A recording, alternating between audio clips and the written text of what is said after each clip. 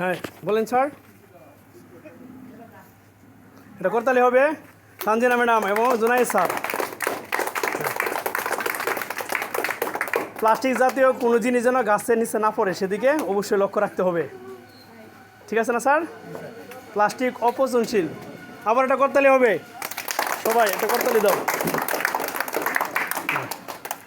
Very good, চিরস্মরণীয় হয়ে থাকবে, ঠিক আছে?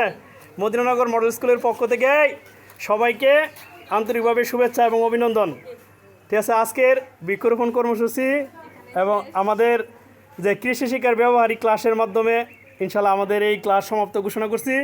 সবাই ইনশাল্লাহ আমরা বাড়ি থেকে সবাই একটি করে এই সিজনে সবাই একটি করে গাছ লাগাবো, বলো ইনশাল্লাহ। সবাই কি লাগাবো? তাহলে গাছ লাগান, পরিবেশ আবার বলো, কি বলো? জোরে করে বলো। গাছ আমাদের কি দেয়? অক্সিজেন দেয়, জানি এটা? খালি অক্সিজেনই দেয়, আর কিছু দেয় না? আমাদের ফল দেয়, কাঠ দেয়, ফুল দেয়, ছায়া দেয়। ভেরি গুড, কি দেয়?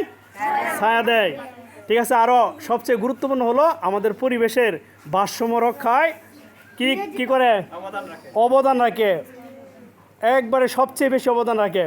তাহলে আমরা সবাই কি রাজি না? সবাই একটা করে গাছ লাগাবো। কত পার্সেন্ট? মোট আয়তনের 25%। বলো কত পার্সেন্ট? একটি দেশের মোট আয়তনের 25% বনভূমি থাকা দরকার। আর এগুলাই হ্যাঁ কত পার্সেন্ট? তারপরে লেখাতে মূলত আছে কি 12 থেকে 13%, 12 থেকে প্রকৃতপক্ষে, ঠিক আছে?